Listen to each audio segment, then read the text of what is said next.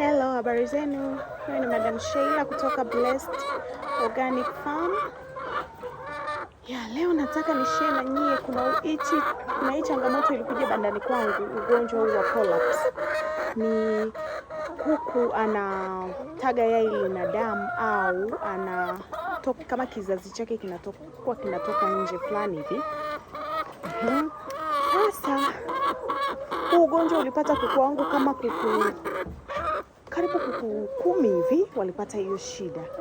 Na huu ugonjwa jamani unasababishwa na vitu kama vitatu hivi. Cha kwanza ni kubadilisha mwanga wa kuku. Yaani ghafla kama hivi hali ya hewa zamani kuku walikuwa wanachelewa kupambazuka, sasa hivi kanawahi, au ulikuwa unazima taa saa 3 ukajikuta hapa siku za karibuni ukawa unazima saa 1 au unazima saa 4 usiku.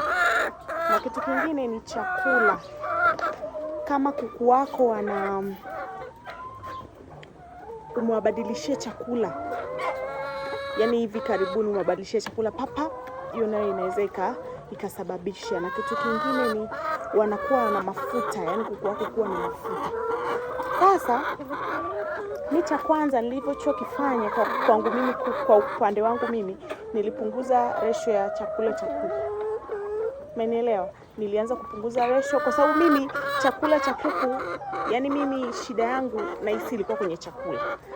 Kwa sababu ni mwanga wa taa nilikuwa ninadili nao vizuri tu, kila kitu kasoro nilihisi kwenye chakula, kwa sababu kipindi ambacho sikuwepo kuna chakula walipewa na hisi walitengeneza mafuta.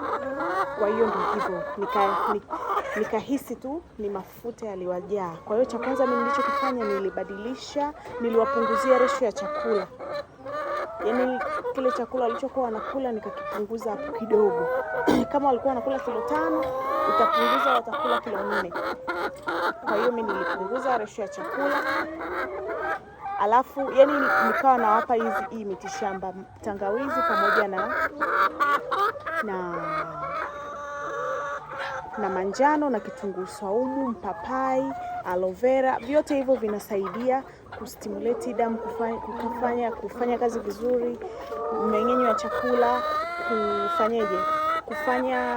kukinga liver, maini yanaitwa maini na mapafu sijui ya kuku. Kwa hiyo hicho ndo nilikuwa nawapa hizi herbs kama kawaida ninavyowapa, na pia niliangalia swala zima la chakula chao, yani nilipunguza ratio ya chakula.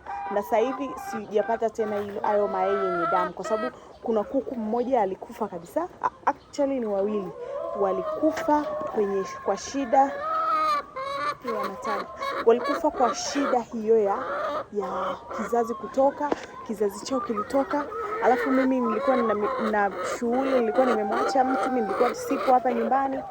Kilichotokea ni kwamba wale wenzao si unajua kuku kizazi kinatoka na damu, kwa hiyo wakakidonoa, mwisho siku kuku akafa. Kwa hiyo kuku 3 walikufa.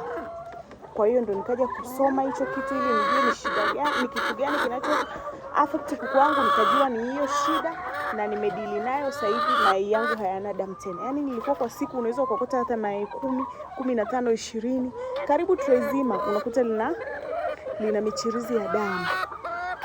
Kwa hiyo hicho ndicho nilichokifanya. Nikaona na mimi share na nyie, kwa sababu nina uhakika na hichi kitu ni changamoto. Alafu kitu kingine kinachowafanya watage hayo mayai yenye damu kizazi kitoke, ni unaweza kukuta mayai yanakuwa yale yenye double yolk.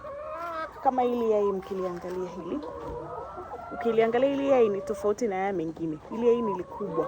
Kwa hiyo huyu kuku angekuwa ana ile shida zamani hii, huyu kipindi kuku wangu anaumwa, hili yai lingewaumiza hao.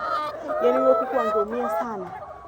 Lakini sasa hivi hajaumia kwa sababu hapo ameanza, yani hiyo swala limelitibia 90-95. Wamebaki kama kuku 2 tu, hawatoi damu, lakini hawajarudi tu kwenye ile, kwa sababu hii pollaps inafanya kuku wanadhoofika, wanapata maumivu. Yani hawawi tu comfortable kwa sababu ni wanaumia. Lakini hivyo nikaona ni share na nyie. Hicho ndicho kilichonisaidia mimi kuku wangu kutokwa na damu wakati wanataga na kizazi kutoka nje. Ya ndio hayo tu. Mungu awabariki, awatunze, awajalie. Msisahau kulike, comment, kusubscribe. Jamani wapendwa, tusaidiane kusubscribe, kulike, kucomment kama una swali. Ya Mungu awatunze, awajalie kwenye ufugaji wenu, aulinde, aubariki. Na wapenda sana. Bye bye.